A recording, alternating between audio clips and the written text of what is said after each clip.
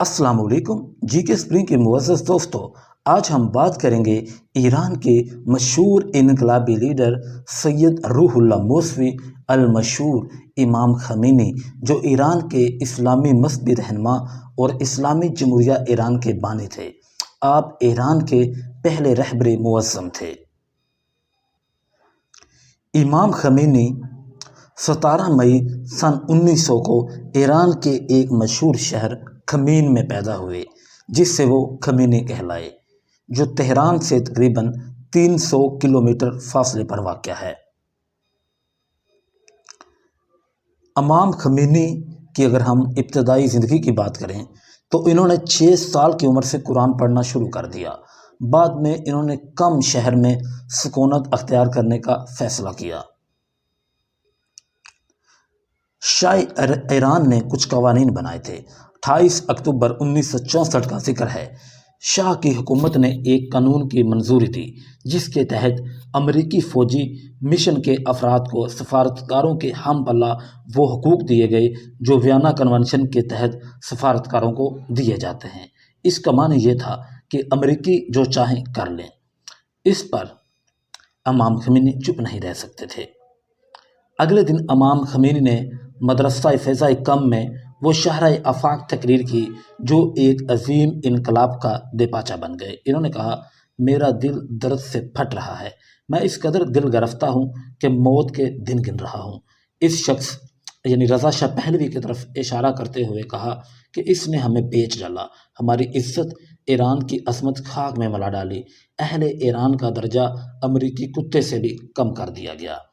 یہ تھے امام خمینی کے الفاظ اس قانون کے بعد۔ اس تقریر نے تخت شاہی کو ہلا کر رکھ دیا۔ پورا ایران ارتعاش محسوس کرنے لگا۔ 7 دن بعد امام خمینی کو گرفتار کر کے تہران کے مہر آباد ہوائی اڈے سے جلا وطن کر دیا گیا۔ آیت اللہ وہاں سے ترکی چلے گئے۔ اس کے بعد وہاں سے پہلے وہ عراق اور پھر فرانس چلے گئے۔ امام 1 سال ترکی میں رہے اور 4 اکتوبر 1965 میں نجف شریف چلے گئے۔ عراق کی سرزمین بھی آپ کے لیے تنگ ہو گئی، تو 6 اکتوبر 1978 کو فرانس منتقل ہو گئے اور پیرس کے قریب قصبہ نوفل لوشنو میں سکونت اختیار کی۔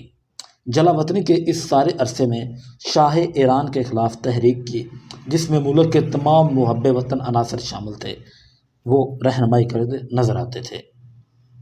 ایران میں سن 1979 کے اوائل میں جو افراتفری پھیل گئی تھی، اس کی وجہ سے معیشت مکمل طور پر ٹوٹ پھوٹ کا شکار ہو چکی تھی۔ تیل کی پیداوار شدید متاثر ہوئی تھی اور ملک کا دارالحکومت تہران بائیں بازو اور دائیں بازو کے درمیان خون ریز لڑائیوں کا مشاہدہ کر رہا تھا۔ اس دور میں ایران کے شاہ کو اقتدار سے ہٹانا خمینی کی ایک بڑی سیاسی کامیابی تھی۔ 17 جنوری 1979 کو شاہ ایران ملک سے چلے گئے۔ امام خمینی جب 1 فروری 1979 کو 16 سالہ جلا وطنی کے بعد ایران واپس لوٹے تو تہران کے مہر آباد ہوائی اڈے سے بہشت زہرا کے قبرستان تک لاکھوں لوگوں نے استقبال کیا۔ 1 فروری 1979 کی رات 1 بجے چارٹرڈ بوئنگ 747 طیارہ دی مے فلاور نے پیرس کے ہوائی اڈے سے تہران کے لیے پرواز کی۔ اس پر ایران کے شاہ کے خلاف انقلاب کے ہیرو آیت اللہ خمینی سوار تھے۔ 16 سال جلا وطنی کی زندگی گزارنے والے خمینی اپنے وطن واپس آ رہے تھے۔ طیارے میں سوار مسافروں کی کل تعداد 168 تھی۔ اس پرواز میں کوئی خاتون یا بچہ اس خوف سے شامل نہیں کیا گیا تھا کہ ہوائی جہاز پر حملہ ہو سکتا ہے۔ یہ خدشہ بالکل بے بنیاد تو نہیں تھا۔ لاکھوں ایرانیوں نے ان کا استقبال کیا۔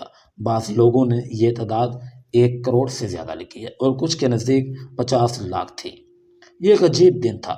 شاہانہ جاہو جلال رکھنے والا ایک حکمران امریکہ کی بھرپور سرپرستی، بڑی سپا اور ساوک جیسی خونکار ایجنسی کے باوجود ایک خرقہ پوش کے ہاتھوں شکست کھا رہا تھا، یعنی رضا شاہ پہلوی۔ اس کی نامزد کردہ حکومت خزاں رسیدہ پتے کی طرح کانپ رہی تھی۔ شاہ پر بختار تمام تر کاغذی اختیارات کے باوجود ردی کے کاغذ کا ایک پرزہ بن چکا تھا، جو کسی لمحے کوڑا دان میں پھینکا جا سکتا تھا۔ اس کی آمد تک شاہ کے دور کے وزیر اعظم شاہ پر بختیار نے استعفیٰ نہیں دیا تھا۔ انہیں نظر انداز کرتے ہوئے خمینی نے مہدی بازرگان کو وزیر اعظم مقرر کر دیا۔ 12 فروری کی رات پہلے جنرل نصیری شاہ کے خاص الخاص اور ان کی بدنام زمانہ خفیہ ایجنسی سواک کے سربراہ نصیری کو مارا پیٹا گیا اور پھر انہیں جنرل ربیع ناجی کے ساتھ 15 فروری کی رات ایک سکول کی چھت پر گولی مار کر قتل کر دیا گیا۔ خمینی نے صادق خلخیلی کو مقدمے کی سماعت کے لیے مقرر کیا۔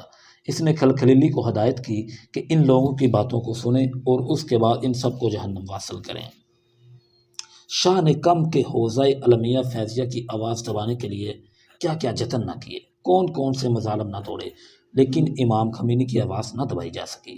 امریکہ کی گود میں پھیٹا بادشاہ اہل ایران کی خودی اور ان کی زندگیوں سے کھیل رہا تھا۔